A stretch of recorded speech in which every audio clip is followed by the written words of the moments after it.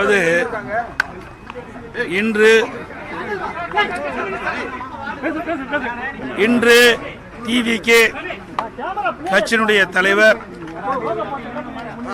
திரு விஜய் அவர்கள் கரூரிலே பொதுக்கூட்டத்திலே பேசிக் கொண்டிருந்த பொழுது கூட்ட நெரிசல் ஏற்பட்டு மூச்சு திணறி பல பேர் இறந்துள்ளதாக செய்திகள் வெளிவந்துள்ளன. பல பேர் மருத்துவமனையிலே சிகிச்சை பெற்று வருகின்ற செய்தி வெளியாகியுள்ளது. இது மிகுந்த அதிர்ச்சியை ஏற்படுத்தியுள்ளது, மிகுந்த வேதனையும் ஏற்பட்டுள்ளது. மருத்துவமனையில் சிகிச்சை பெற்று வருகின்றவர்களுக்கு அரசு உரிய முறையில் சிகிச்சை அளித்து அவர்களை காப்பாற்ற வேண்டும் என்று இந்த நேரத்தில் கேட்டு இறந்தவர் குடும்பத்திற்கு எனது ஆழ்ந்த இரங்கலையும் வருத்தத்தையும் தெரிவித்ததோடு அரசு இறந்த குடும்பத்தாருக்கு நிவாரண உதவி வழங்க வேண்டும் என்று கேட்டுக்கொள்கிறேன்.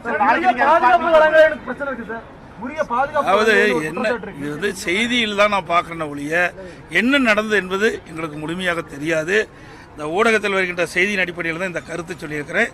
முழுமையாக எனக்கு விவரங்கள் தெரிந்த பிறகு நான் முழு விவரத்தை தெரிவிக்கிறேன்.